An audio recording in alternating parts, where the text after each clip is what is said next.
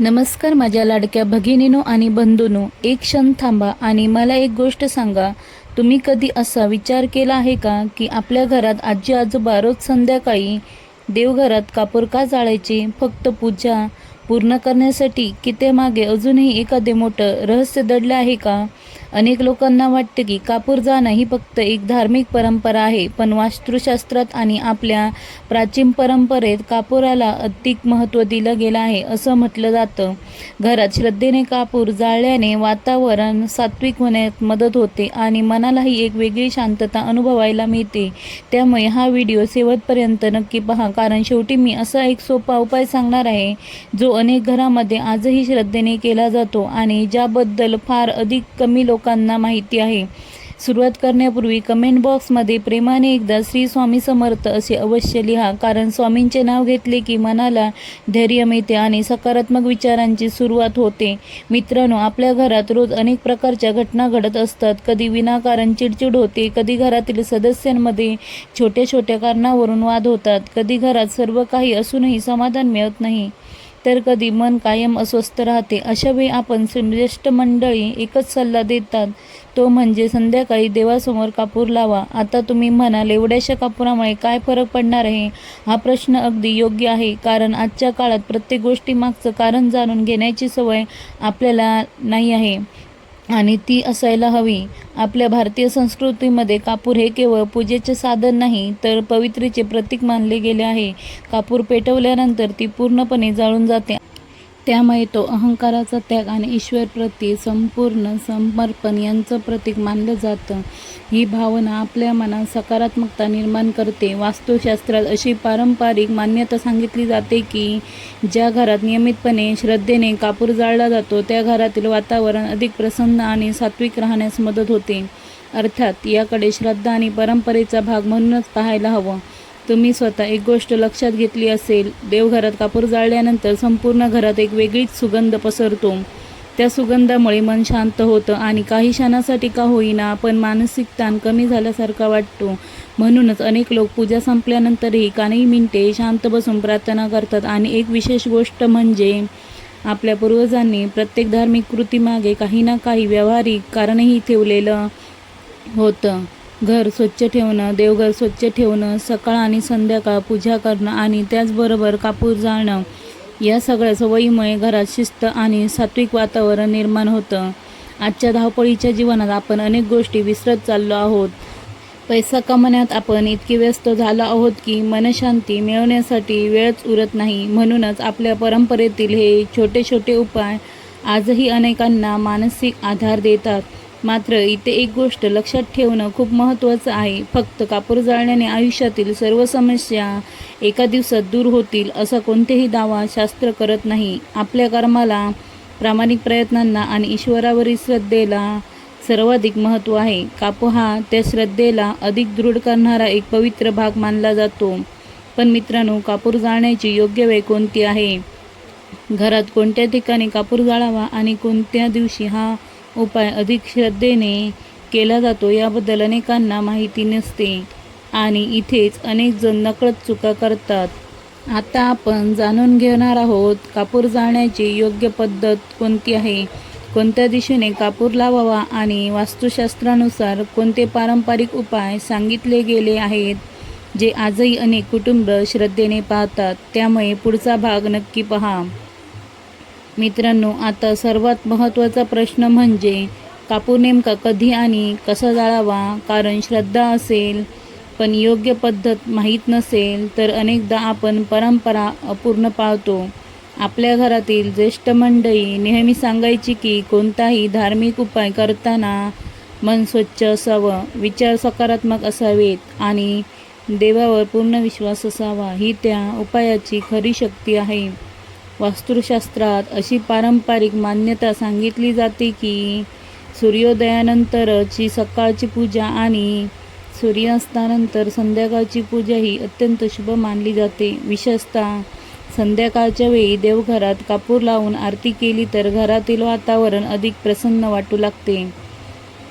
अनेकांना दिवसभराचा थकवा कमी झाल्यासारखा जाणवतो आणि मनालाही एक वेगळी शांतता मिळते. अनेक घरामध्ये आजही देवघरात पितळी किंवा मातीच्या छोट्या ताटलीमध्ये कापूर ठेवून तो प्रज्वलित केला जातो. त्यानंतर संपूर्ण घरात आरती फिरवली जाते.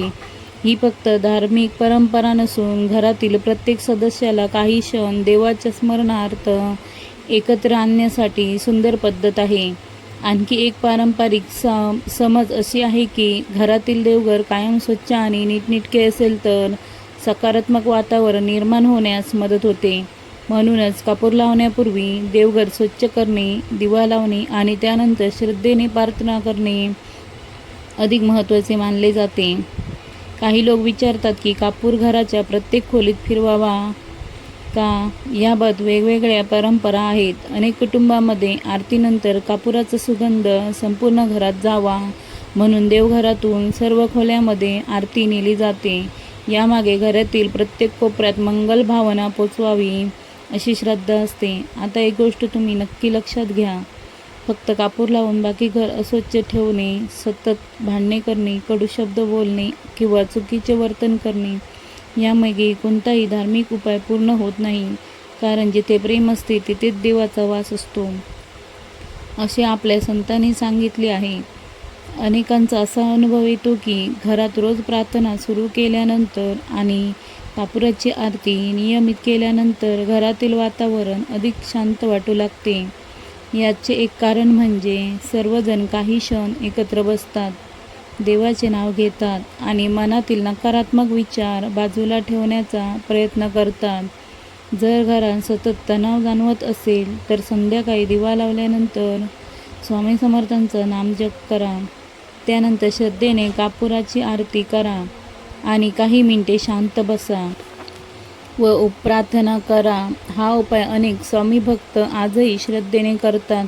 आणखी एक सुंदर परंपरा म्हणजे गुरुवारी किंवा शनिवारी देवासमोर कापूर लावून श्री स्वामी समर्थांचा जप करणे. अनेक भक्तांचा असा विश्वास आहे की नामस्मरण आणि प्रार्थना यामुळे मनाला धैर्य मिळते आणि संकटाचा सामना करण्याची शक्ती वाढते. परंतु मित्रांनो, अजून एक अतिशय महत्त्वाची गोष्ट बाकी आहे. काही लोक कापूर जाळताना नकळत अशा चुका करतात ज्याबद्दल त्यांना कल्पनाही नसते आणि आपल्या आजी आजोबा या चुका टाळण्याचा नेहमी सल्ला द्यायचे. त्या कोणत्या चुका आहेत आणि कापुराशी संबंधित एक अत्यंत प्रभावी पारंपरिक उपाय कोणता आहे ह्या आपण पुढच्या भागात सविस्तर जाणून घेणार. यामुळे आपला पुढचा भाग अजिबात चुकू नका. मित्रांनो, आता आपण या व्हिडिओच्या सर्वात महत्त्वाच्या भागात आलो आहोत.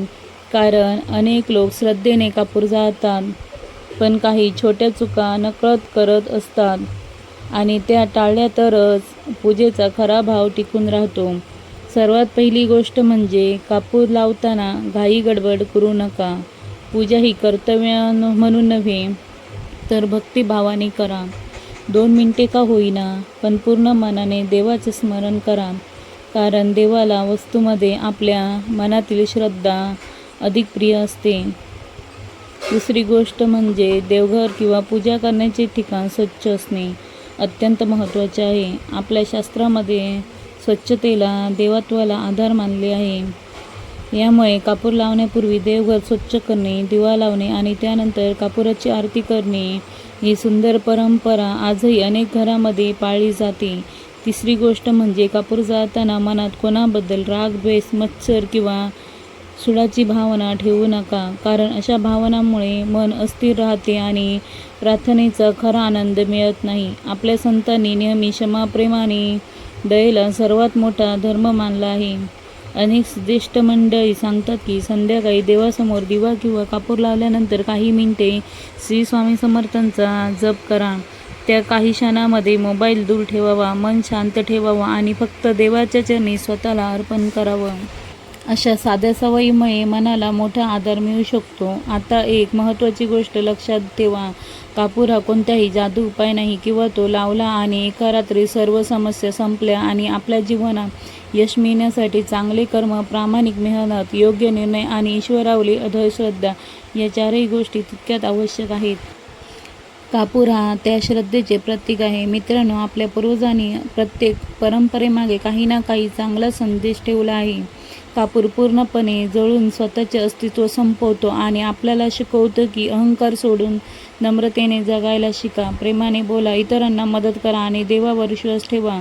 जर प्रत्येक घरात सकाळी किंवा संध्याकाळी काही मिनिटे सर्वजण एकत्र बसून प्रार्थना करत असतील, देवाचे नाव घेत असतील, तर एकमेकाशी प्रेमाने बोलतील, तर ते खऱ्या अर्थाने मंदिर बनेल. कारण घरातील सुख हे फक्त पैशाने मिळत नाही, ते मिळते प्रेमाने, विश्वासाने आणि एकोप्याने. म्हणून आजपासून एक छोटासा संकल्प करा. रोज देवासमोर श्रद्धेने दिवा लावा, कापुराची आरती करा, श्री स्वामी समर्थांचे नामस्मरण करा आणि आपल्या घरातील प्रत्येक व्यक्तीसाठी मनापासून मंगल प्रार्थना करा.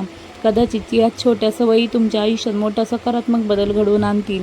जर हा व्हिडिओ तुम्हाला आवडला असेल तर कमेंट बॉक्समध्ये श्री स्वामी समर्थ अवश्य लिहा. स्वामींचे नाव म्हणजे भक्तांचा आधार आणि विश्वासाचा श्वास.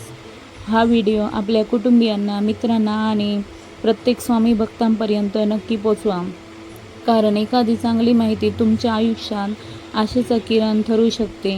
आपल्या सर्वांच्या घरात सुख, शांती, समाधान, उत्तम आरोग्य आणि स्वामी समर्थांची अखंड कृपा कायम राहो हीच माझी स्वामीचरणी प्रार्थना आहे.